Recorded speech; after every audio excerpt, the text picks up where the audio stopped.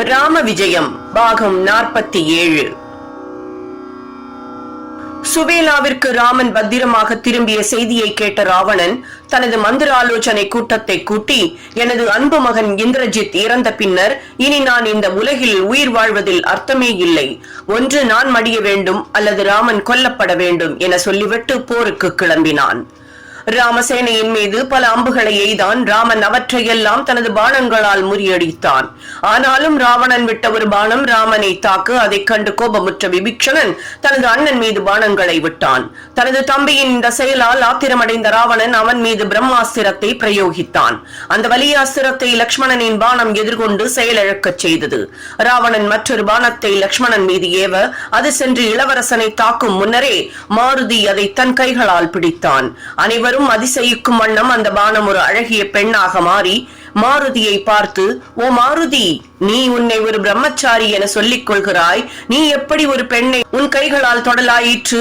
நீ மட்டும் என்னை இப்போதே விடுவிக்கவில்லை என்றால் ஒரு பெரும் பாவம் உன்னை சேரும் என்றது. இப்படி ஒரு பெண் தன் கைகளில் இருப்பதை பார்த்த மாருதி அதிசயத்தில் ஆழ்ந்து அவள் சொன்ன வார்த்தைகளை கேட்டதுமே அந்த பெண்ணை தரையில் இறக்கிவிட்டான்.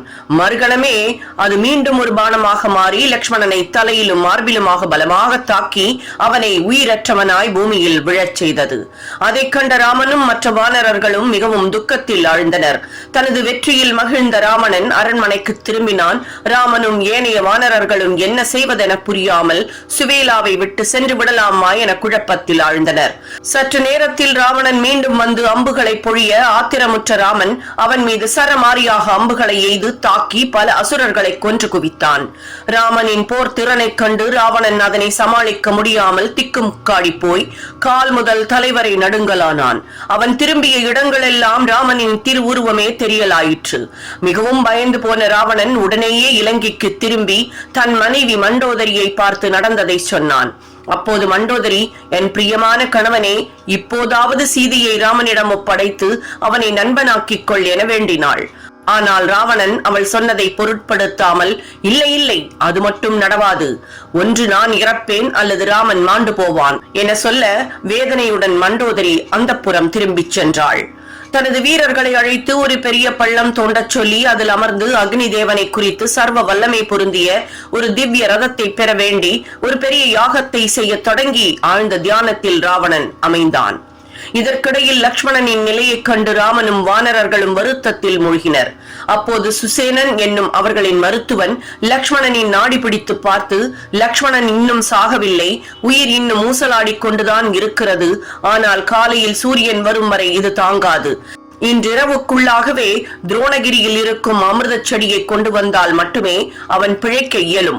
400 லட்சம் யோஜனை தொலைவில் இருக்கும் அந்த மலைக்கு சென்று அந்த மூலிகை செடியை கண்டுபிடித்து கொண்டு வரக்கூடிய தீரன் எவனாவது இங்கு இருக்கிறானா என கேட்டான். அதை கேட்டதுமே மாருதி உடனே எழுந்து நின்று, இப்போதே சென்று 3 மணி நேரத்திற்குள் அந்த மூலிகையை கொண்டு வருகிறேன் என சொல்லிவிட்டு ராமனை வணங்கி விடைபெற்றுக் கொண்டு சுவேலாவில் இருந்து விண்ணில் பாய்ந்தான். ஓம் ஜெய் ஸ்ரீராம். ராம விஜயங்கிற அற்புதமான இந்த பதிப்பை இதுவரைக்கும் தமிழ்ல இப்படி கொடுத்திருக்காளா அப்படிங்கறது தெரியாது. ஆனா ராமனுடைய அவதாரம் ஏற்படுறதுக்கான காரணம், அதற்கு முந்தைய நிகழ்வுகள் எல்லாம் ரொம்ப ரொம்ப சுவாரஸ்யமானது. பல பேருக்கும் தெரியாத பல உண்மை சம்பவங்கள் இதுல அடங்கி இருக்கு. சோ நம்ம எல்லாருக்கும் இது தெரியணும். பல புராண கதாபாத்திரங்களின் தத்ரூப குணாதிசயங்களை இதுல வர்ணிச்சிருக்கிறது ரொம்ப அபூர்வமா இருக்கு. கண்டிப்பா இந்த பதிவை முடிஞ்ச அளவுக்கு மற்றவளுக்கும் ஷேர் பண்ணுங்க. இதை கேட்கறதுக்கே நம்ம பல புண்ணியம் பண்ணிருக்கணும்னு சொல்லுவா. அதனால முடிஞ்ச அளவுக்கு மற்றவாளுக்கு இதை செய்ய செய்ய நம்மளுடைய வாழ்க்கை சிறக்குங்கிறது உண்மை. சப்ஸ்கிரைப் பண்ணாதவா கண்டிப்பா சப்ஸ்கிரைப் பண்ணி ஒரு லைக் அண்ட் கமெண்ட் கொடுக்கலாம். உங்களுடைய வியூ என்ன அப்படிங்கறது கமெண்ட் பாக்ஸ்ல சொல்லுங்க. எப்பொழுதும் சந்தோஷமாகவும் சௌபாகியமாகவும் இருக்க வாழ்த்துக்கள். ஸ்ரீராம ஜெய ராம ஜெய ஜெய ராமா, ஸ்ரீராம ஜெய ராம ஜெய ஜெய ராமா, ஸ்ரீராம ஜெய ராம ஜெய ஜெய ராமா, ஸ்ரீராம ஜெய ராம ஜெய ஜெய ராமா. தொடர்ந்து இணைந்திருங்கள் ஓம்கார் சரித்ராவுடன்.